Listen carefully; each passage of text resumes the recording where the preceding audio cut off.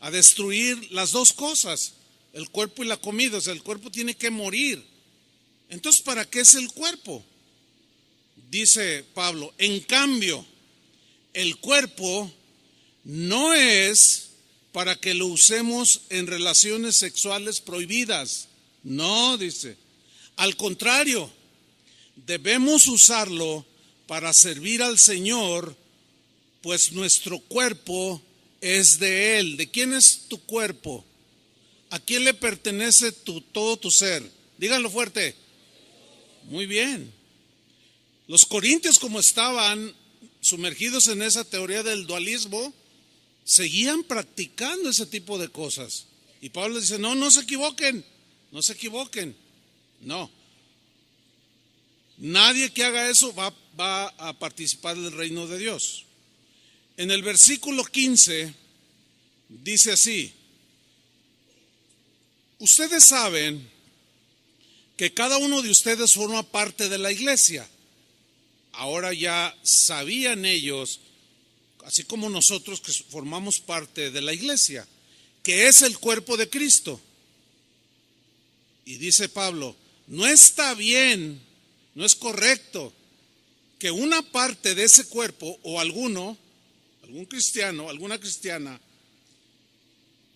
no está bien que una parte de ese cuerpo de la iglesia de Cristo se junte con una prostituta. No, dice, no está bien. 16. Pues al tener relaciones sexuales con ella, se hace uno con ella.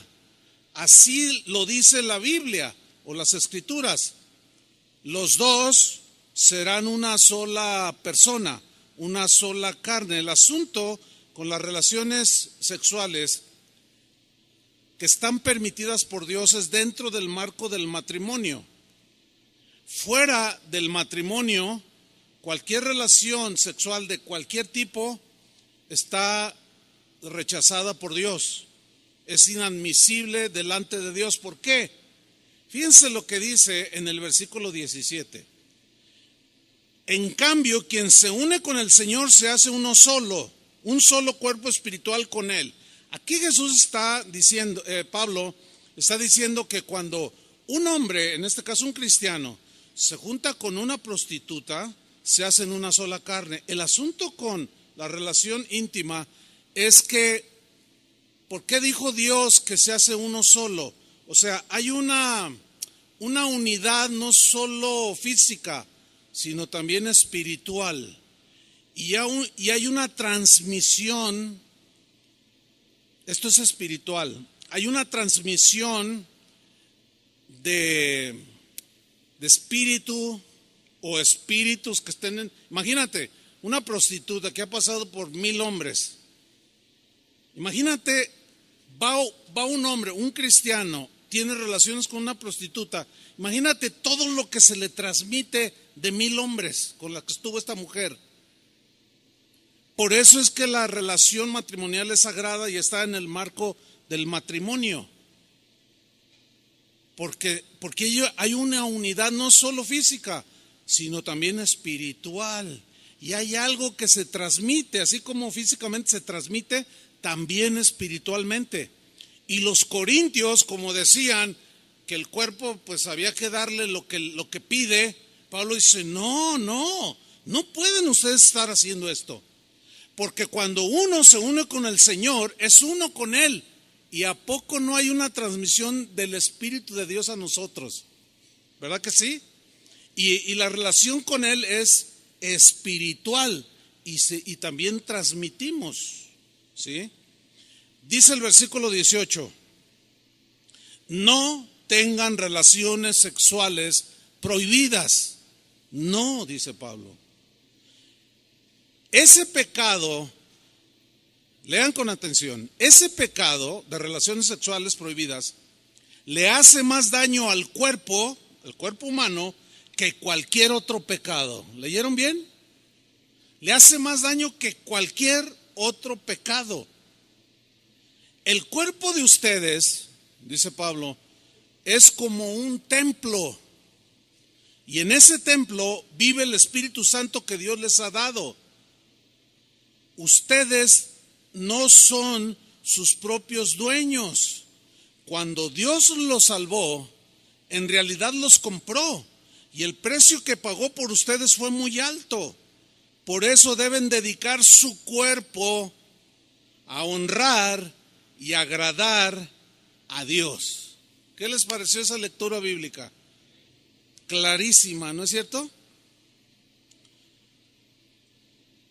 Pablo les enseña a los corintios que el cuerpo de cada cristiano es el templo del Espíritu Santo, que cuando tú te convertiste a Cristo, cuando naciste de nuevo, dice la Biblia que Jesús dijo que Él y el Padre con el Espíritu vendrían y harían morada en la vida del cristiano. Es decir, Cristo y el Espíritu Santo viven dentro de nosotros.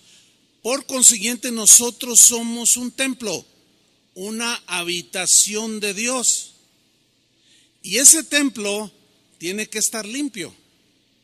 Ese templo tiene que honrar a Dios. De ahí que toda perversión de tipo sexual está rechazada por Dios.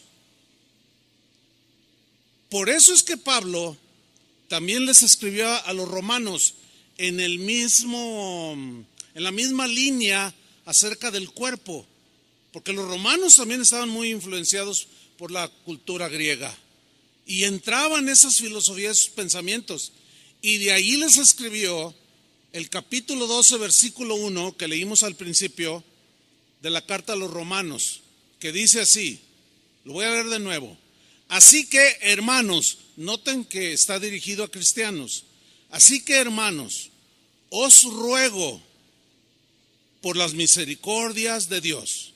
Os ruego, había un ruego, una petición muy encarecida de parte del apóstol Pablo, que comprendía perfectamente la seriedad de este asunto. Y él apeló a un ruego. Porque como veremos más adelante es algo voluntario, y él les rogaba, y él aludió a las misericordias de Dios, que son nuevas cada mañana, que por su misericordia no hemos sido consumidos.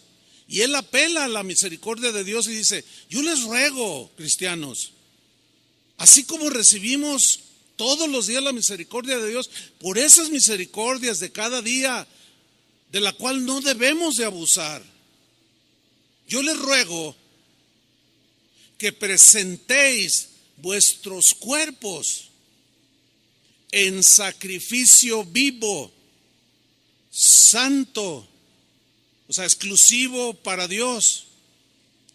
Ese sacrificio tiene que ser apartado para Dios, que es nuestra propia vida, incluyendo nuestro cuerpo, y ese sacrificio vivo, voluntario, es agradable a Dios. Pero luego viene una frase a continuación que la vamos a estudiar.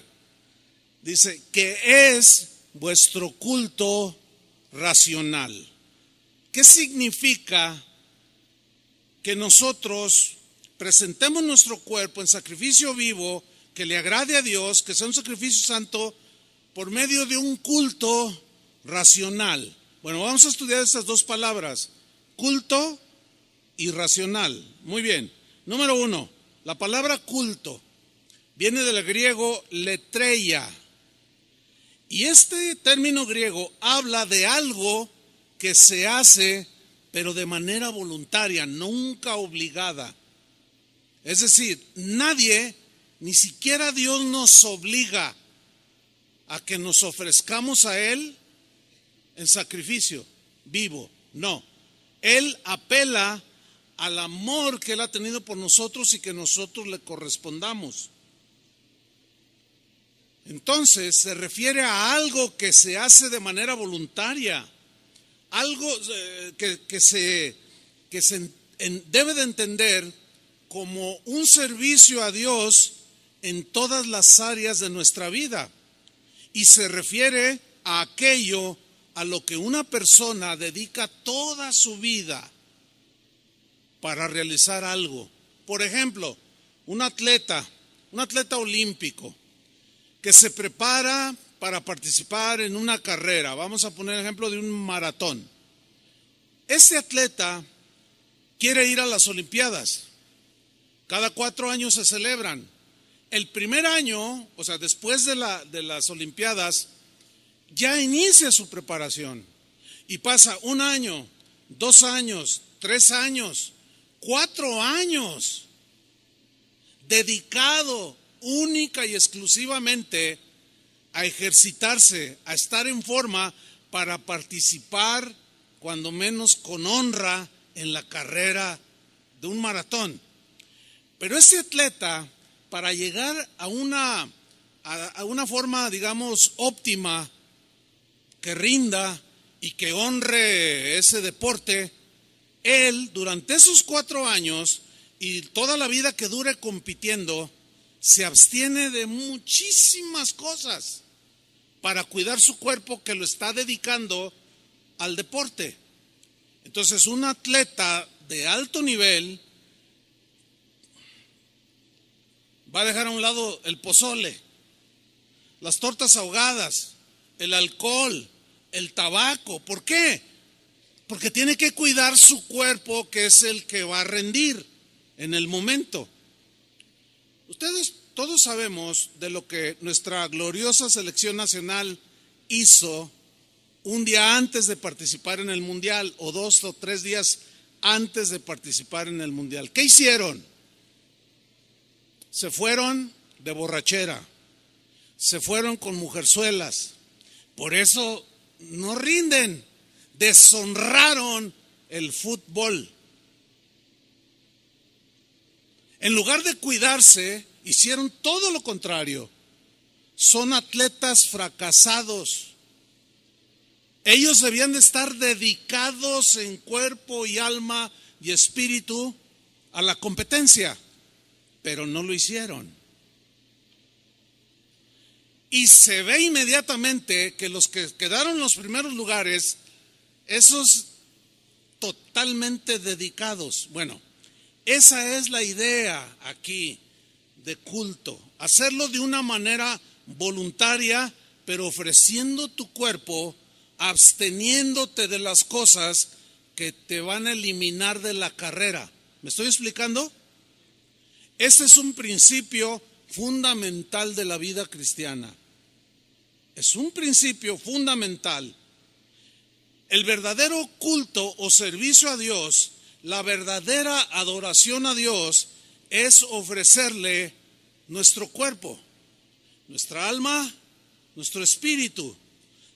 Y esto es todos los días, no solamente un par de horas o 3 horas el día domingo, no, porque el verdadero culto, que es voluntario, el verdadero servicio a Dios, no consiste en ofrecerle rituales. No. Yo me acuerdo cuando mi mamá me mandaba a misa, pues no me gustaba ir a la misa. Entonces me hacía allí medio el que se me iba el tiempo, pero llegaba la bendición.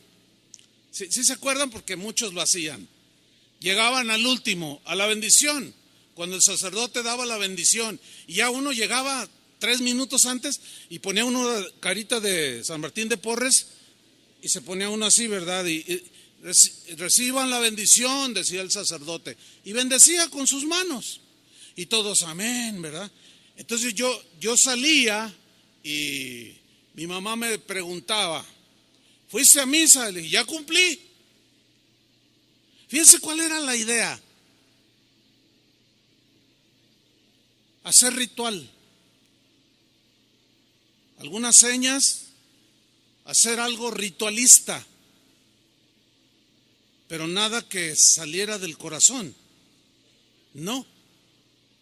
¿Se acuerdan cuando Jesús tuvo aquella plática con una historia que no hace mucho estudiamos, la historia de Jesús y la samaritana? Dame de beber, le dijo Jesús. Y él le contesta, ¿cómo me pides a mí de beber?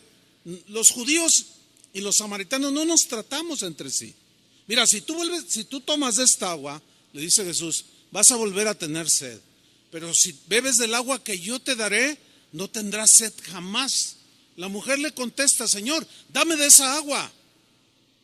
Y Jesús le dice, ¿quieres de esta agua? Sí, Señor. ve y llama a tu marido y ven acá. Y la mujer le contesta, bueno, no tengo marido. Y Jesús le dice, bien has dicho, no tengo, porque 5 has tenido. Y el que ahora tienes no es tu marido. Vives en un amaciato, en una relación que implica relación sexual prohibida por no estar casados. Entonces la mujer se sorprende de que Jesús sabía su vida. Y enseguida ella, de manera, pues como cualquiera de nosotros, como lo hacíamos, ella le cambia la plática a Jesús y le dice, nuestros padres adoraron en este monte. Ustedes dicen que en Jerusalén debe de adorarse, pero nosotros decimos que es acá en este monte. Y Jesús le responde, mira mujer, la hora viene y ahora es cuando los verdaderos adoradores adorarán no en un templo hecho de manos, no en un lugar específico, sino la adoración será en espíritu y en verdad, porque nosotros somos templos y Dios habita dentro de nosotros, y la adoración a Dios es de corazón, de espíritu, incluye el cuerpo, pero es una adoración y un servicio a Dios cotidiano, de todos los días, no es un ritualismo. Esta mujer pensó que ya cumplía con Dios con ir al templo a orar o a cantar algunos salmos, pero había pasado por los brazos de 6 hombres. Pero ella pensaba que haciendo ritual o rituales, Dios se iba a agradar de ella. Hay mucha gente que sigue pensando igual, así como los corintios que tenían muy arraigada la filosofía del dualismo. Así hay mucha gente aquí en México, ya no estoy hablando de otros lugares, que cuando llegaron a Cristo traen una mentalidad de rito, de ritos, de cosas que hacemos, y llegamos a caer en el error de decir, ya cumplimos.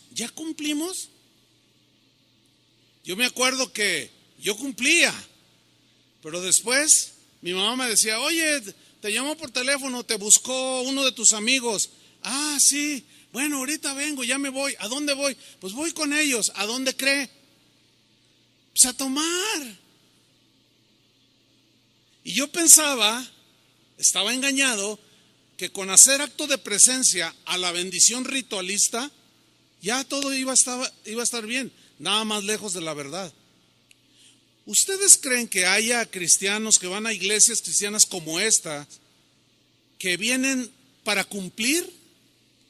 Sí. Es probable que esté viendo algunos, porque sus vidas no son lo que Dios espera que sean. Pero el concepto bíblico, lo que Jesús quiso decir cuando dijo, la hora viene y ahora es cuando los verdaderos adoradores adoran en espíritu y en verdad, Él se refiere a esa acción voluntaria, pero que involucra todo tu ser, todo tu tiempo, las 24 horas del día, que implica que cuando tú vas al trabajo, Cristo va en ese templo que eres tú. Cuando vas a la escuela, Cristo va en ese templo. Cuando vas al centro comercial, cuando vayas a donde vayas, tú eres un templo y Cristo está dentro de ti. Y tú ofreces tu pensamiento, tú ofreces tu cuerpo en sacrificio vivo, absteniéndote de las cosas que ensucian la casa de Dios. ¿Están entendiendo?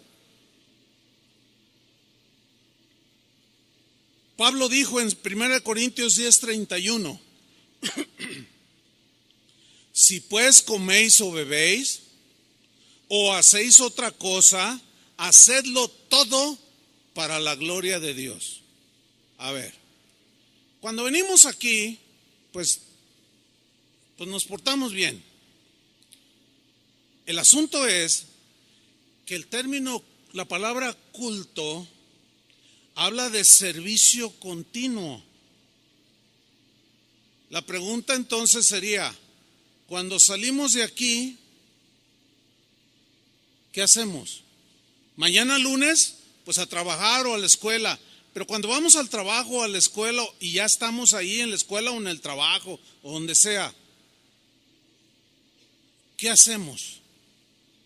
¿Cómo pensamos? ¿Cómo reaccionamos? Vuelvo a tomar Romanos 12, versículo 1.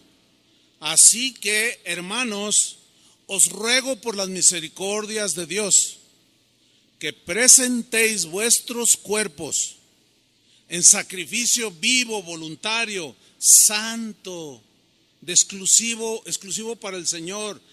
Es un sacrificio que le agrade a Dios de tu cuerpo, de tu vida, que es vuestro ¿qué?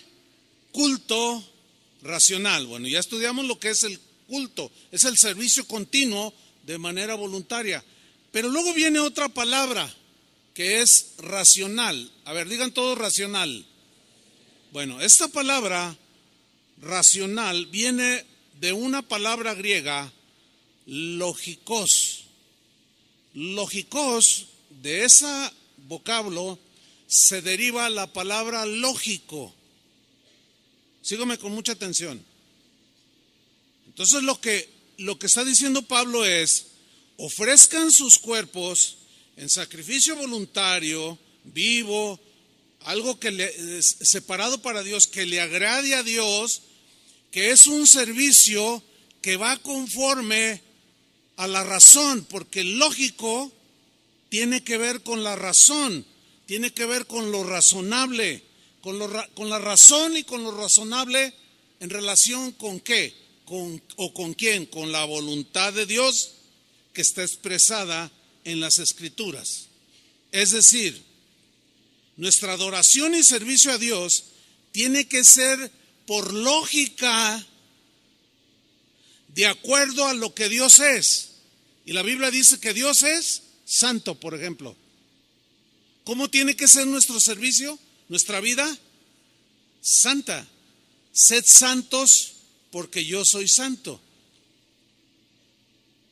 Nuestra adoración y servicio a Dios tiene que ser por lógica, de acuerdo a lo que Dios demanda de nosotros. Nuestra vida debe de ir en una lógica de acuerdo con lo que decimos ser. ¿Qué somos? Díganlo. Cristianos. Entonces nuestra vida tiene que ir en una lógica con lo que decimos ser. ¿Qué decimos que somos? Cristianos. Nuestra vida tiene que llevar una lógica conforme a lo que decimos creer. ¿En qué creemos? En la palabra de Dios. Tenemos que ser razonables y lógicos en ese sentido. Les voy a hacer una pregunta. Yo sé que me la van a poder contestar y les voy a poner una palomita, porque trataré de ser claro en la pregunta. Es esta. A ver, es lógico que la iglesia cristiana en general permita que entre sus miembros que asisten a sus congregaciones permitan la inmoralidad sexual en cualquiera de sus expresiones, como homosexualismo, lesbianismo, transexualismo, zoofilia, necrofilia, pederastia, matrimonios entre personas del mismo sexo. ¿Es lógico que la iglesia cristiana permita estas conductas en sus miembros? No. No es lógico. No es un culto racional, no es un culto lógico, conforme a lo que decimos ser. Si no eres cristiano, tú andas en tu lógica. ¿Me explico? Tú dices, no, pues qué, si a mí me gusta un hombre, yo me meto con él y qué. Está bien, tú eres lógico, al menos eres congruente, porque haces lo que piensas. Pero en el caso de nosotros, los cristianos, no es lógico aceptar este tipo de prácticas, porque no van de acuerdo a lo que Dios ha dicho, ni van de acuerdo con lo que Dios pide y demanda de nosotros. Ahora, síganme con mucha atención. Escuchen bien. No podemos evitar de ninguna manera, nosotros los cristianos, no podemos evitar que la gente que no conoce a Dios acepte y promueva este tipo de desviaciones. No podemos evitarlo. Porque si no conocen a Dios, es imposible hacerlos que cambien sus conductas. Resultaría para ellos ilógico que tú llegues y le dices, ¿sabes qué? Pues tener una mujer fuera de tu matrimonio, aparte de tu esposa, es algo que no le agrada a Dios. ¿Cuándo han visto que dicen, ay, de veras? Ay, no, pues ya la voy a dejar. Porque eso es ilógico para ellos. Dicen, no, pero a mí me gusta. Yo tengo con qué mantenerla. No, pero no le agrada a Dios. ¿Y a mí qué me importa? Dicen. Yo vivo mi vida y nadie me va a decir lo que yo quiera hacer. Filosofía dualista. Porque hacen de su cuerpo lo que quieren. Pero para nosotros es imposible hacerlos que cambien de conducta. Por más pancartas que les pongamos enfrente, rechazando el aborto, seguirán abortando. Por más pancartas o manifestaciones que hagamos diciendo que no estamos de acuerdo con el matrimonio entre un hombre con un hombre, una mujer con una mujer, por más que protestemos, brinquemos, gritemos, la gente seguirá viviendo conforme a su lógica. ¿Sí o no? La única manera en que una persona puede cambiar su vida desastrosa, desviada, depravada, a una vida que agrada a Dios, es cuando escucha el Evangelio, se arrepiente de sus pecados son lavados, borrados, nace de nuevo y entonces es una nueva criatura. Ahí ya el Señor empieza a santificarlo, a limpiarlo de toda la basura que traía cuando llegó a los pies de Cristo. Esa es la única manera. Por consiguiente, ¿cuál es la solución para que la gente que no conozca a Dios cambie de conducta? ¿Alguien me puede decir? Predicarle el Evangelio. No andando en protestas ni gritando cosas. No. Predicándoles el Evangelio.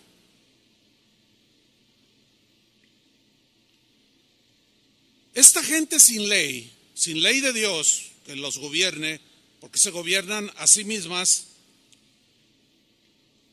hacen leyes para hacer legítimo este tipo de prácticas que son aberrantes. Pero para Dios seguirán siendo prácticas prohibidas. Para Dios seguirán siendo prácticas ilegítimas. Y alguien podrá decir, sí, pero yo no creo en Dios, yo soy ateo. Bueno, el hecho de que una persona sea atea no significa que Dios no existe. Además, como alguien dijo sabiamente, mira, en realidad no hay ateos, porque en cuanto se mueren se les acaba lo ateo, porque van directamente a donde ellos oyeron que había un lugar. Esta gente sin ley promueve hacer legítimas prácticas que Dios rechaza. Por consiguiente, sus vidas no glorifican a Dios. Pueden tener rituales. Pueden amarrarse una penca de nopales en la espalda y irse de rodillas a no sé dónde. Pueden rezar 20,000 Padres Nuestros, pero siguen siendo rechazados por Dios. ¿Por qué? Porque eso no agrada a Dios. Así de sencillo. Hace unos años recibí una carta. Escuche con atención esto. En esa carta era estaba firmada por un pastor en Estados Unidos. Y la carta decía: estamos los pastores aquí en esta parte de Estados Unidos y creo que el mundo entero debería estar muy contento de que haya salido a la luz toda esa corrupción de inmoralidad que los sacerdotes en la Iglesia Católica han cometido a través de los años. Tantas violaciones de niños inocentes. ¿Saben de lo que estoy hablando, no? No es para nadie escondido esto. Esto ha sido un escándalo que la Iglesia Católica ha tenido, de que guías de ellos, sacerdotes católicos, hayan abusado de tantos niños inocentes. Ese es algo aberrante delante de Dios, ¿sí o no? ¿Cuánto niño inocente, cuánto niño traumado hoy ya, gente adulta, muy afectada por esos abusos sexuales? Eso se llama pederastia, relaciones sexuales con niños, de mayores con niños. Bueno, en países como Alemania, como Suecia, como Holanda, Canadá, están promoviendo una ley donde se apruebe la pederastia. O sea, los depravados están legitimizando sus prácticas aberrantes por medio de leyes que ellos mismos formulan y escriben. Entonces yo le contesté a este pastor: pues sí, es bueno que salga a la luz para que de alguna manera se pueda detener eso. Y luego yo le escribí cuando le contesté y le dije: oye, pastor, pero también dentro de la iglesia cristiana hay muchas cosas que están sucediendo. Hay casos de pastores que han tocado a niños. Por eso fíjense bien a qué iglesia van. ¿Y dónde dejan sus niños? Nosotros tenemos mucho cuidado de los maestros que trabajan con los niños. También en las iglesias cristianas se dan este tipo de cosas. ¿Por qué? Porque se meten los corintios. ¿Entendió, verdad? Con sus filosofías, con sus cosas depravadas. Y se dan un montón de aberraciones. En la carta decía: ojalá y se haga una película de estas aberraciones. Entonces yo le puse: pastor, pues también había que hacer una película de lo que pasa en muchas iglesias cristianas el día de hoy. ¿Cuánto cuesta una película? Cuesta mucho dinero hacerla. Y yo tenía unos ahorros ahí, yo le dije: mira, yo pongo $5,000, le puse ahí en la carta, para hacer una película de lo que pasa dentro de las iglesias. Que muchos ya están congeniando con todas esas prácticas y las legitimizan con la misma palabra de Dios. Eso es lo más aberrante. Todavía es peor que aquello, lo que sucede aquí adentro de las iglesias cristianas. ¿Por qué? Porque nosotros decimos que somos cristianos de la Biblia, que conocemos la Biblia. Por eso Pablo instruyó a los cristianos en Corinto, pero también a los romanos, que es el texto que estamos estudiando. Romanos 12:2. Continúa el apóstol Pablo y dice: no os conforméis a este siglo. ¿Qué significa esa frase? No se conformen a este siglo. Siglo tiene la connotación o la idea de gente del mundo, gente que no conoce a Dios.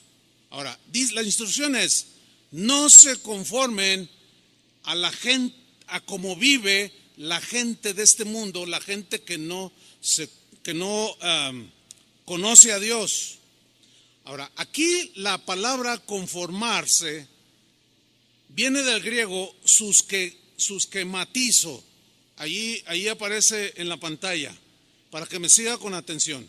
Susquematizo es la palabra que se traduce por conformarse. No se conformen.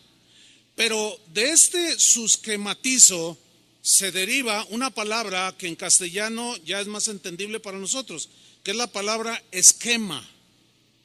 Bien, ¿qué es un esquema?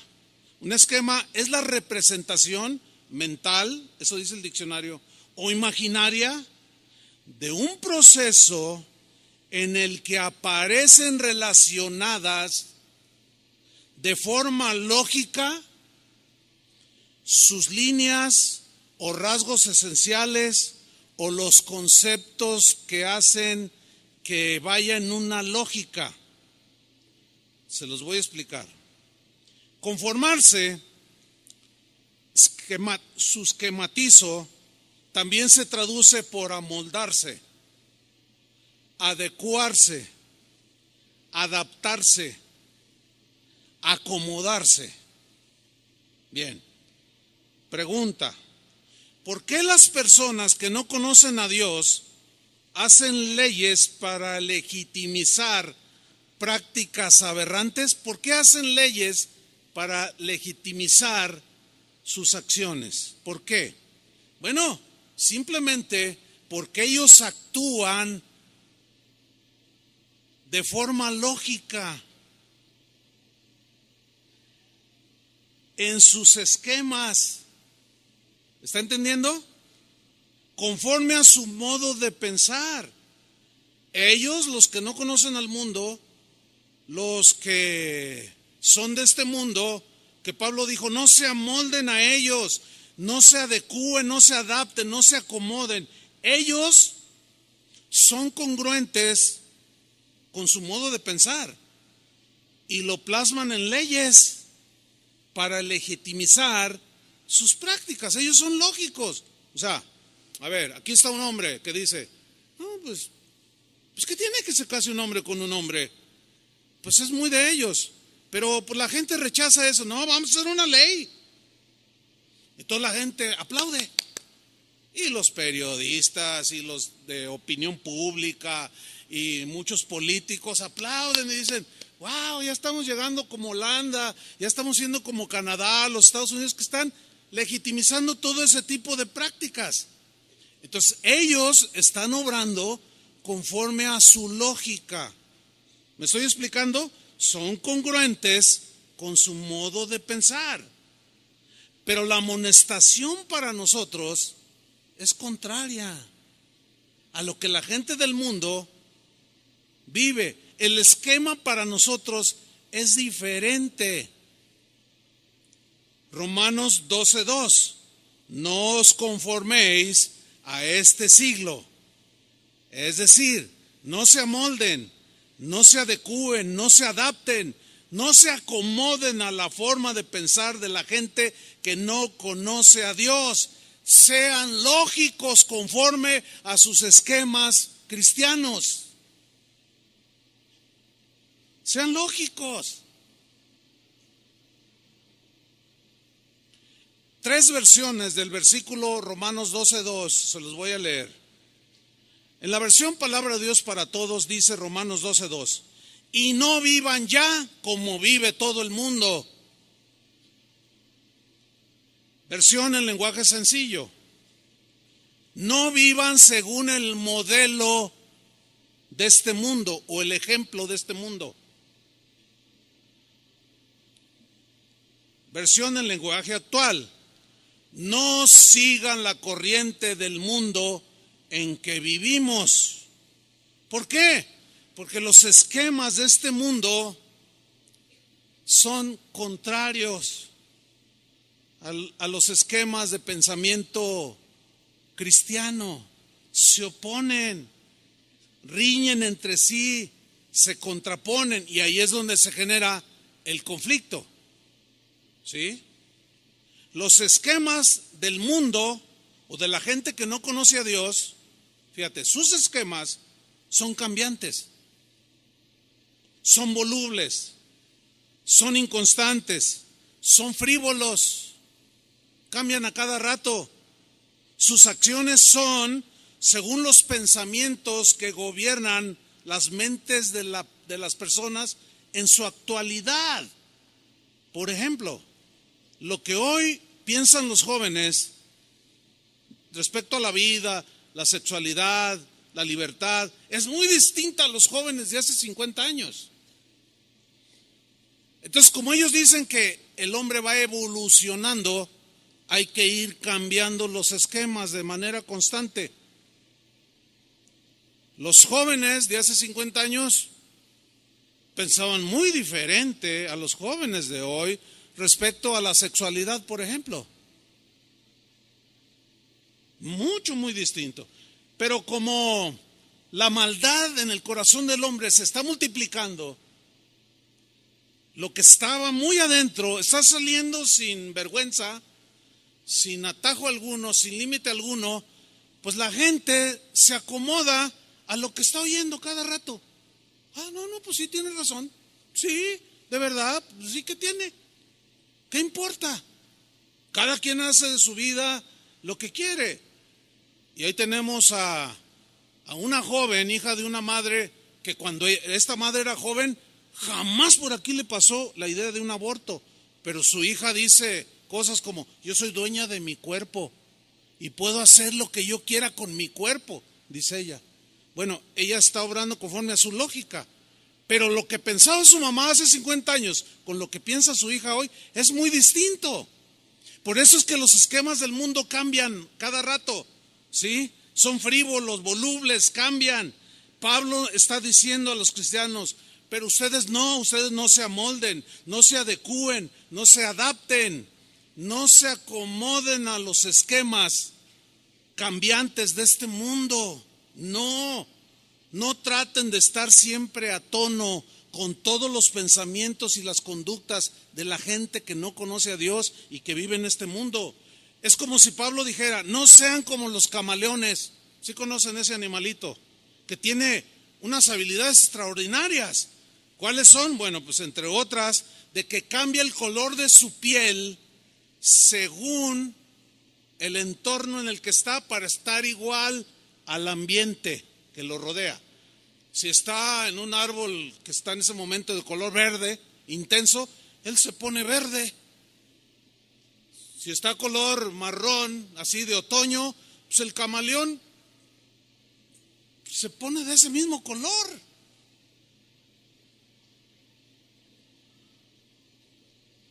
En el mar hay un montón de animales, de peces, seres vivos, que toman la forma de una piedra.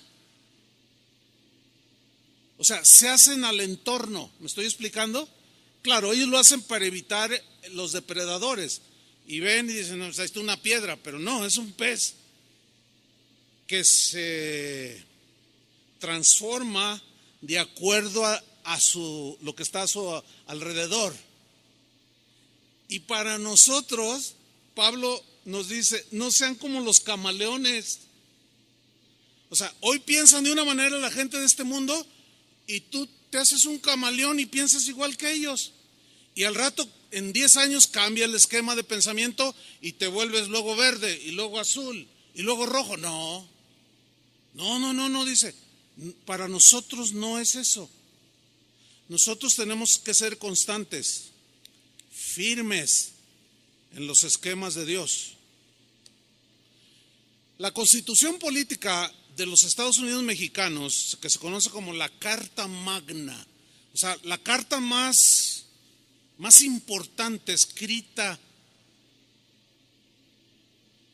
Esa carta, en ella contiene artículos que gobiernan las vidas de los habitantes de este país. Nosotros tenemos que sujetarnos a la Carta Magna o a la Constitución. Cuando usted oye hablar a los políticos, conforme a derecho, dicen, conforme a la Constitución, dicen. Bueno, nuestra Constitución, déjeme darle algunos datos breves. Fue creada por los llamados constituyentes en 1917. Se escribió nuestra Carta Magna o la Constitución Política de México. Es decir, que a la fecha tiene 101 años de existencia. Hay muchos mexicanos, juristas, penalistas, políticos, que se sienten súper orgullosos de la Constitución política que rige este país. Y presumen de ser una de las más completas, de ser una de las más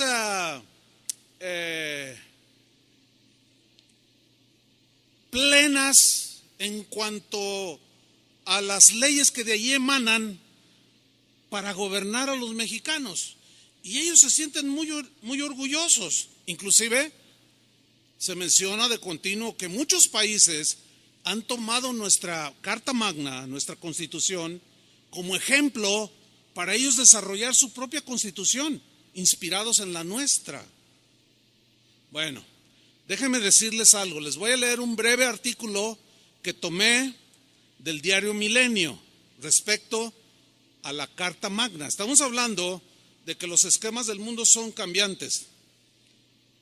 O sea, la gente cambia, que hay que cambiar. Vamos a ver qué dice este artículo tomado del diario Milenio. Dice así: la Constitución vigente ha tenido más de 700 cambios, más de 700 reformas que han modificado el texto original. ¿Qué le parece? Dice, esto es normal. Fíjate, esto es normal. Esto es algo natural si se reflexiona sobre las necesidades, sobre los pensamientos que se plantearon en el México de 1917 y las necesidades que hoy tienen los habitantes del México actual.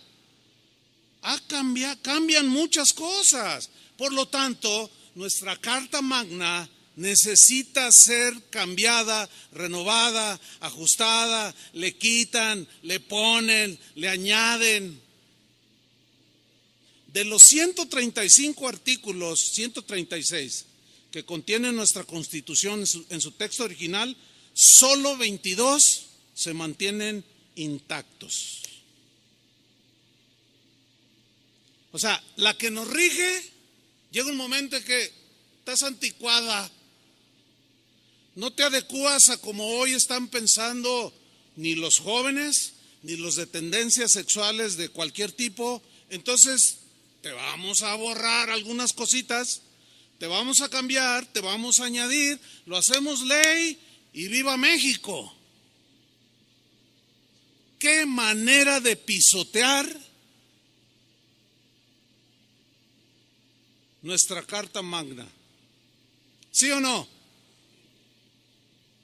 Esa Carta Magna, además de cambiarla, muchas veces, a cada rato, se dice que el presidente actual es el que más reformas le ha hecho a nuestra Constitución. Más de 130 reformas, cambios. Imagínate nomás. ¿A qué te vas a agarrar? ¿A qué nos vamos a asir los habitantes de este país?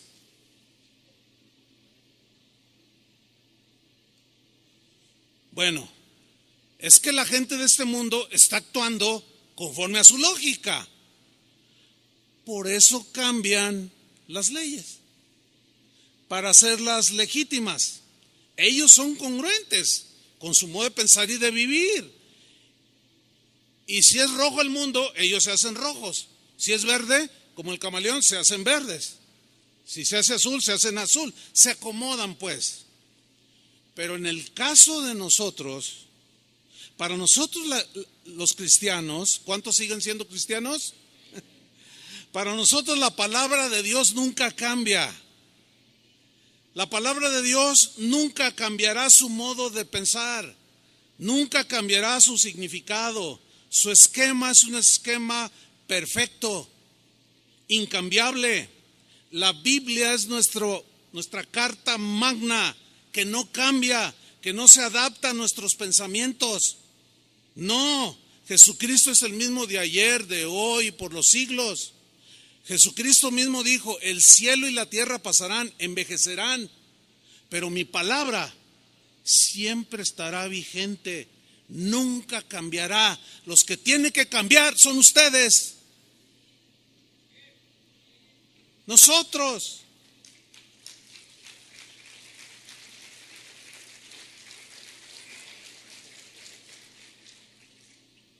Desgraciadamente muchos cristianos hoy están pisoteando la Carta Magna que nos dejó el Señor y la están cambiando a su antojo.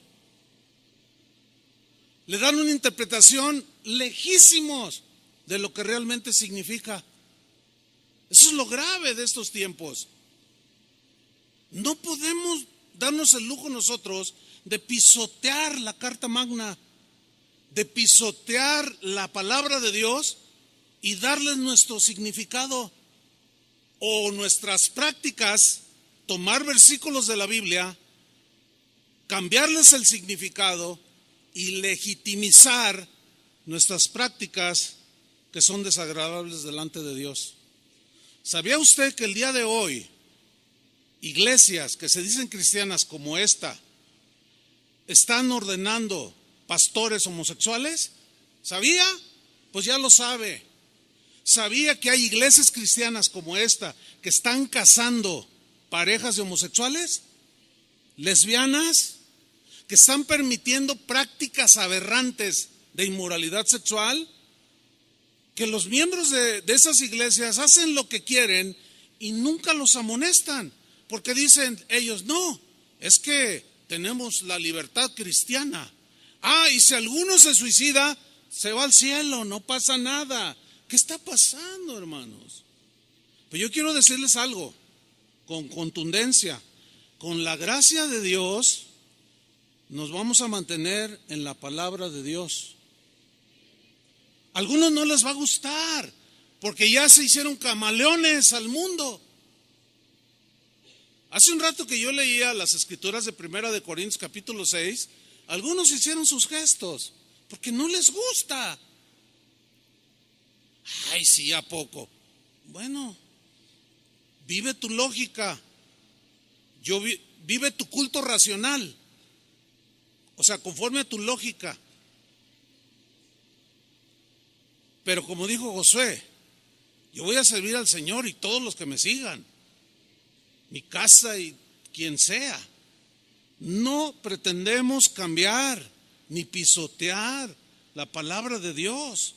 El día de hoy ya no se sabe distinguir una iglesia de un centro nocturno. Hace poco una señora me escribió y decía, ay pastor, acabo de llevar una decepción, me cambié de país, busqué una iglesia cristiana, me dijeron, por ahí hay una. Y llego y entro y dije, ay, esto es una cantina.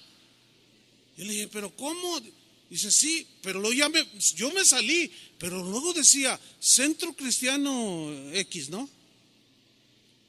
Dice, pero tenían mesas adentro, estaban a media luz, era una iglesia. Y yo pregunté, ¿es una iglesia? Es una iglesia. Oiga, pero qué gente bien rara. Es que aquí somos incluyentes, aquí nadie es discriminado.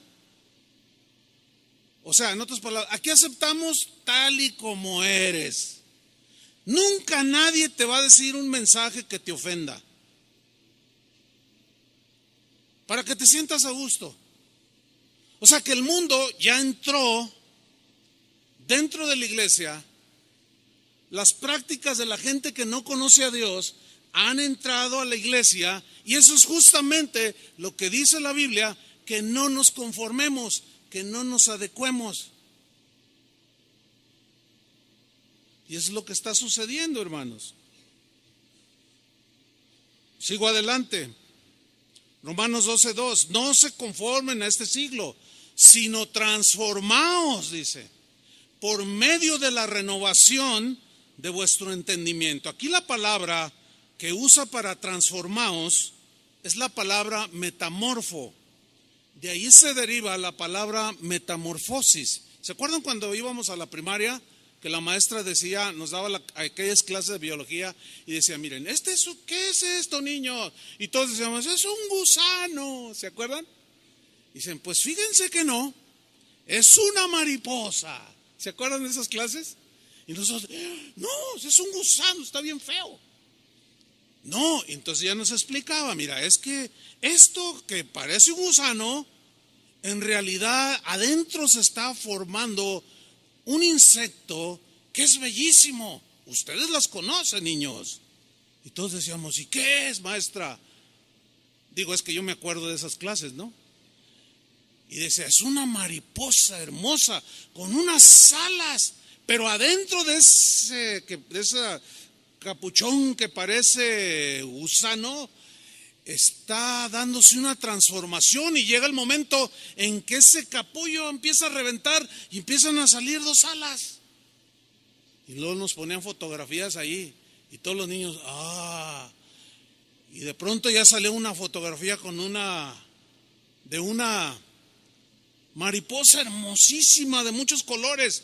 Y dice, niños, esto se llama metamorfosis. ¿Ya se acordaron? Bueno, esa es la palabra que se utiliza aquí para decir transformaos, sufran una metamorfosis,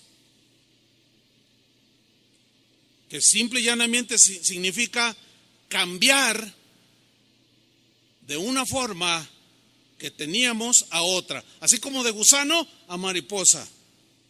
El sentido estricto es el de un cambio interno, porque lo que se ve es un gusano, pero adentro está sufriendo una transformación que se convierte en un hermosísimo insecto. La importancia que le da la Biblia a la transformación interna es fundamental. Tú eres lo que eres. Hay un dicho que dice que el hábito, ¿qué? No hace al monje, o sea, no porque te pongas un hábito ya eres monje. Bueno, ese es un dicho que tiene su sabiduría y la voy a aplicar ahorita. No porque vengas aquí ya eres cristiano, ¿verdad? No porque le des una patada a la pelota ya eres futbolista, ¿verdad que no? No porque te metes a una cochera eres un auto. No. Sin embargo, la Biblia le da un énfasis a la transformación interna, a la metamorfosis de adentro hacia afuera, porque lo que somos en realidad es lo que está dentro. Esa es nuestra realidad. Lo que pensamos es lo que realmente somos. Miren, en la tarde yo puedo irme a jugar fútbol y me pongo un atuendo. Me pongo una camiseta de las Chivas o de la América, me pongo unos zapatos de fútbol, unos shorts y me llevo un balón, si soy portero, unos guantes y todos dicen, se va a jugar fútbol. Bueno, termino de jugar fútbol y en la noche tengo una boda y me pongo un traje de acuerdo a la ocasión. Bueno, yo sufrí una transformación en unas 3 horas de un atuendo de futbolista a un atuendo formal para una celebración de una boda. Pero yo sigo siendo la misma persona. Entonces lo externo no es lo que está pidiendo el Señor que sea transformado. Hay algunas cosas que debemos de transformar, pero el énfasis es la transformación de dentro. Pablo dice que tenemos que experimentar un cambio, pero interno, de gusano a mariposa. Un cambio de carácter, un cambio de mente, de pensamiento, de manera de pensar y por consecuencia cambia nuestra manera de actuar. En otras palabras, un cambio lógico de acuerdo a lo que es ser un cristiano. Porque el cristiano es aquí, cuando salga, cuando se vaya a pasear con sus hijos, mañana que se va al trabajo, mañana que se va a la escuela, a donde quiera el cristiano es. El cambio pues consiste en que si antes vivíamos dominados por la naturaleza humana en su más baja expresión, en su más bajo nivel, el cambio consiste en que ahora que somos cristianos, debemos vivir bajo el control, la influencia, el impulso del Espíritu Santo, obedeciendo la carta magna, entiéndase las Escrituras, porque el cristiano es una persona que ha cambiado en su esencia. Ahora ya debe vivir una vida sin egoísmo, ya no puede vivir una vida libertina, ya no puede vivir una vida inmoral, porque ahora sabe que el esquema de Dios es que tú eres templo de Él, Dios vive en ti y tú vives las 24 horas del día las 4 semanas del mes, el mes completo, los 12 meses del año, hasta el último día de tu vida. De manera voluntaria, tú vas a amar a Dios. De manera voluntaria vas a dedicar tu vida, tu cuerpo, tu mente, tus pensamientos en santidad, en un sacrificio vivo que le agrada a Dios, que es tu culto racional, lógico, ahora que tú eres un cristiano. ¿Cómo se da todo esto? Respuesta: por la renovación. ¿Cómo viene el cambio y la transformación? Por la renovación de nuestro entendimiento, entiéndase, de nuestra mente. Porque la palabra renovación viene de una palabra griega, anakainosis, que habla de un ajuste que vamos sufriendo, de una transformación en nuestra visión moral, espiritual, que va conforme a las reglas del legislador que escribió la Carta Magna, que sí nos rige a nosotros. Es un ajuste de nuestros pensamientos a los pensamientos de Él. Mira lo que dice Isaías 55, versículo 8. Isaías 55, 8 dice: porque mis pensamientos, ¿qué? No son vuestros pensamientos. Imposible, porque nosotros venimos de la naturaleza caída, venimos llenos de filosofías como el dualismo, como el libertinaje, como el anarquismo. Dice: no, mis pensamientos no son vuestros pensamientos, ni vuestros caminos mis caminos, dijo Jehová. Como son más altos los cielos que la tierra, así son mis caminos más altos que vuestros caminos, y mis pensamientos son más altos que vuestros pensamientos. En síntesis, nosotros vamos de gusanos que se arrastran a un ser que vuela a las alturas con Dios. En síntesis, nosotros somos los que nos vamos a adecuar a los pensamientos de Dios. Nosotros somos los que tenemos que elevarnos al pensamiento de Dios.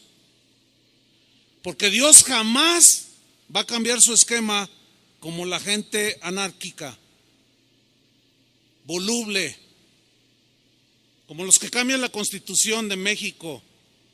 No, los pensamientos de Dios son de esta altura, y nosotros tenemos que elevarlos. Y para poder subir, tenemos que volar. Tenemos que sufrir una transformación para aletear y volar y alcanzar los pensamientos de Dios. Eso es, mis queridos hermanos, lo que la Biblia enseña como la manera de ser transformados. Porque cuando Cristo entra en la vida de una persona, esta persona se convierte en una nueva creación. Ahora hay un hombre nuevo. ¿Cuántos hombres nuevos hay aquí? Ahora hay mujeres nuevas que son mujeres de Dios. Y esto es cuando comenzamos a tener una mentalidad diferente. Por eso es que ahora como cristianos, cuando escuchamos esas cosas, que la ideología de género, que les van a decir a los niños en la escuela, que ¿tú qué quieres ser, niño o niña? Le preguntan al niño: ¿tú qué quieres ser? Bueno, pues yo soy un niño, pero si quieres puedes ser niña. Ah, pues entonces soy niña. Entonces cuando tú oyes eso, se te paran los cabellos así y dices: ¿qué es eso? ¿Por qué? Porque tu mente ya se elevó al pensamiento de Dios, que nunca va a cambiar, y para Dios seguirá siendo una aberración, perversión, desviación. Y jamás debemos acomodarnos a la mente del mundo. El problema con esto es que nos va a generar agresiones. Escuchen bien lo que voy a decir. Nosotros nunca debemos agredir este tipo de personas. Hay muchas agresiones de unos y de otros, pero nosotros no debemos hacer eso. Así no es la guerra. Ellos, como simples seres humanos, merecen respeto, ¿sí o no? Nada más porque son seres humanos. Que no estamos de acuerdo con sus conductas, eso es distinto. Ahora, ellos tratan de que nosotros aceptemos su mente terrenal. No nos pueden obligar a nosotros, ¿verdad que no? No deben ni siquiera intentarlo, porque sería faltarnos al respeto. Pues de la misma manera, nosotros no podemos salir con pancartas, ni agarrar un micrófono, una entrevista en la televisión y decir un montón de cosas atacándolos a ellos. Y luego en la calle, mira, ahí van dos, y aventarles globos con agua, o aventarles algo, un jitomate. No. Déjalos que vivan en su lógica, pero tú vive en tu culto racional. Habla del evangelio, o sé tú una Biblia viviente. Sé tú alguien que con su propia manera de vivir estás diciendo a los demás que sus conductas son desaprobadas por Dios, pero te va a generar ataques. Y ahí es donde, hermanos, no se dejen vencer. Ahí es donde tienen que ser valientes. Porque se dan casos de que estás en tu trabajo y alguien comienza a contar un chiste, pero de esos rojos, delante de señoras, jovencitas, delante, no les importa ya a la gente ahora. Como yo anteriormente les mencioné, antes cuando había una entrevista, algo en la televisión, alguien decía una grosería, una palabra altisonante, le ponían un pip y ahora ya lo quitaron. Hasta en los comerciales ya. Entonces la gente ya se le hace normal y al rato ya se le hace normal y de pronto empiezas a hablar como ellos. Y cuentan el chiste rojo y tú para no sufrir la agresión o para no sufrir la vergüenza de decir que eres cristiano, te ríes a carcajadas. Tú, échate otro. Cuando alguien hace eso, cuando alguien dice cristiano, hace eso y después a las 2 horas ve llorando al que contó el chiste porque le mandaron un telefonazo de que su hijo lo atropellaron y tú te acercas, oye, mira, déjame decirte, es que, fíjate, yo soy cristiano. Y te va, ¿qué? Yo también. No, pero yo soy cristiano. Nunca vio la diferencia. No hay autoridad, se nos cae la autoridad. Cuando nos amoldamos a ellos y luego les queremos compartir de Cristo, no nos van a hacer caso, nos tiran a locos.